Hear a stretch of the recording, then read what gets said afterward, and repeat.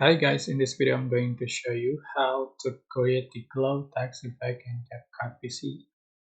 For instance, I'm going to select the black screen, background to the track, and the text, all text, and the chessboard, the duration, and the symlinks,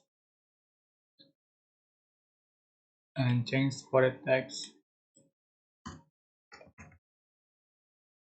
can resize, and select the clips, create compound clip, just right click and create compound clip. And go to opaque, select the video opaque and select light,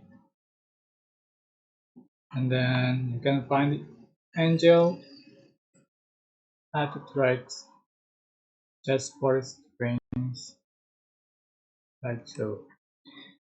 Alright, this is super simple. I hope this tutorial was helpful for you guys. Don't forget to like, comment, share, and also subscribe. Thank you so much for watching.